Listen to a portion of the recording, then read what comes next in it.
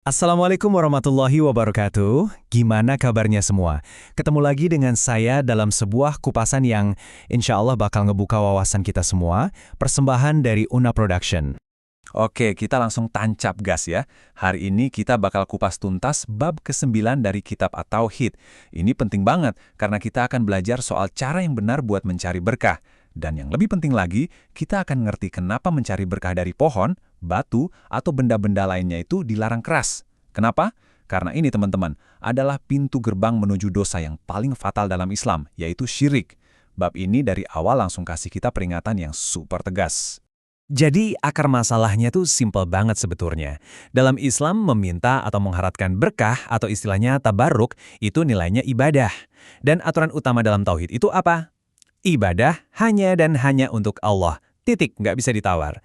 Nah, saat kita mulai mencari-cari berkah dari ciptaannya, misalnya pohon yang dianggap keramat atau batu yang dipercaya punya tuah, disitulah kita sudah melanggar hak prerogatif Allah sebagai sang pencipta. Biar kita lebih paham betapa seriusnya masalah ini, yuk kita lihat dalil pertama yang disajikan. Allah Subhanahu wa Ta'ala sendiri loh yang membahas ini langsung di dalam Al-Quran. Ini adalah teguran super keras buat kaum musyrikin Mekah dan sesembahan mereka. Nah, yang bikin merinding dari ayat ini adalah Al-Lata, Al-Uzza, Manat. Ini bukan nama-nama fiktif. Para ulama tafsir menjelaskan, Al-Lata itu adalah sebuah batu besar yang dipahat dan disembah. Sementara Al-Uzza itu adalah sekelompok pohon yang mereka anggap sakral.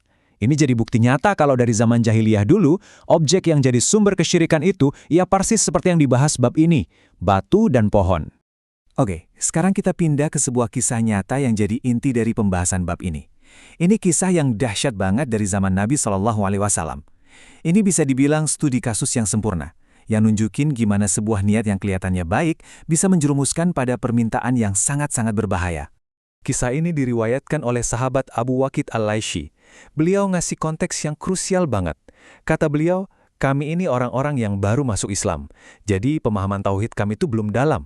Nah, mereka ini ngelihat ada satu tradisi kaum musyrikin, yaitu sebuah pohon besar yang namanya Dhatu Anwat. Di pohon itu, orang-orang musyrik biasa menggantungkan senjata-senjata mereka, dengan harapan senjatanya jadi sakti, jadi dapat berkah. Nah, karena terpengaruh dengan apa yang mereka lihat, beberapa sahabat yang baru masuk Islam ini nyeletuk, ngajuin permintaan ke Nabi. Coba deh kita renungkan baik-baik. Niat mereka itu mungkin bukan mau menyembah pohon loh. Bisa jadi niat mereka baik, biar senjata mereka jadi lebih hebat untuk jihad di jalan Allah. Tapi disinilah letak pelajarannya yang super mahal. Niat baik sama sekali tidak bisa menghalalkan cara yang haram, apalagi meniru-niru ritual kesyirikan. Lihat gimana reaksi Nabi. Beliau nggak bilang, oh nggak apa-apa, niat kalian kan baik. Nggak sama sekali. Beliau justru bertakbir dengan keras, Allahu Akbar, menunjukkan betapa kaget dan marahnya beliau. Beliau langsung menyamakan permintaan pohon berkah itu dengan permintaan Bani Israel ke Nabi Musa untuk dibuatkan patung berhala. Ini menunjukkan kalau batas antara perbuatan ini dengan syirik akbar itu tipis banget. Bahkan baru minta saja, itu sudah dianggap ucapan yang fatal. Oke, setelah kita lihat apa saja yang dilarang, sekarang pertanyaan pentingnya. Jadi, gimana sih konsep barokah atau keberkahan yang benar dalam Islam? Yuk kita bedah bareng-bareng. Gampangnya gini, barokah itu artinya kebaikan dari Allah yang jumlahnya banyak, terus nambah, dan sifatnya menetap. Inilah yang kita semua cari dalam hidup kan? Berkah di waktu kita, berkah di rezeki kita, berkah di keluarga kita, dan juga di ilmu kita. Poin utamanya di sini, dan ini harus kita pegang erat-erat. Berkah itu bukan kekuatan magis yang ada di benda-benda secara acak.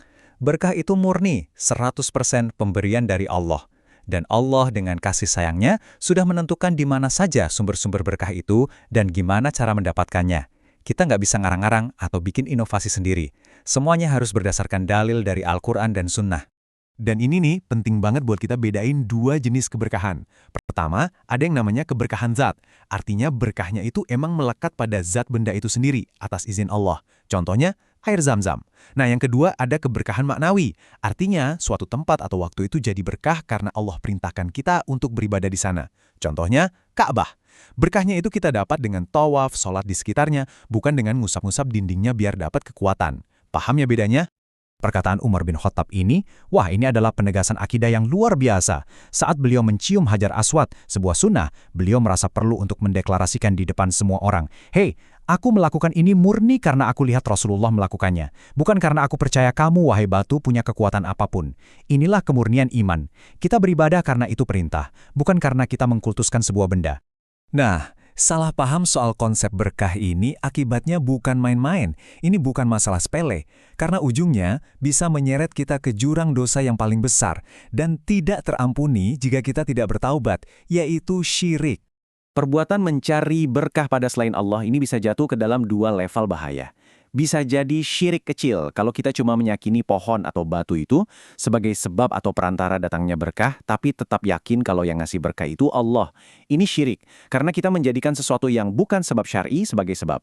Tapi, ini bisa naik level jadi syirik akbar, yang bisa mengeluarkan seseorang dari Islam. Kalau kita meyakini benda itu sendiri punya kekuatan, bisa mendekatkan diri pada Allah, atau bahkan kita berdoa langsung kepadanya. Nah, ini jelas-jelas menjadikan makhluk sebagai tandingan bagi Allah. Jadi, setelah kita bahas panjang lebar, apa dong pelajaran praktis yang harus kita genggam erat-erat untuk menjaga benteng akidah kita dari kesalahan-kesalahan fatal ini? Nah, inilah kesimpulannya. Pertama, ingat selalu, niat baik saja tidak cukup. Ibadah kita itu harus punya dua sayap, ikhlas karena Allah dan benar sesuai tuntunan Rasulullah. Bukan karena ikut-ikutan, bukan karena tradisi nenek moyang, bukan katanya. Pondasi kita harus Al-Quran dan Sunnah. Dan yang terpenting, keberkahan yang sejati itu bukan ada di benda-benda mati, tapi ada dalam ketaatan kita kepada Allah, Sang Pemberi Berkah. Ini pertanyaan untuk kita renungkan bersama, untuk saya dan untuk Anda semua. Di tengah-tengah derasnya arus budaya dan tradisi di sekitar kita, sudahkah kita benar-benar memfilter setiap amalan kita? Memastikan bahwa amalan itu murni, jernih, bersih dari noda-noda kesyirikan, sekecil apapun itu? Wabillahi taufiq wal hidayah. Wassalamualaikum warahmatullahi wabarakatuh.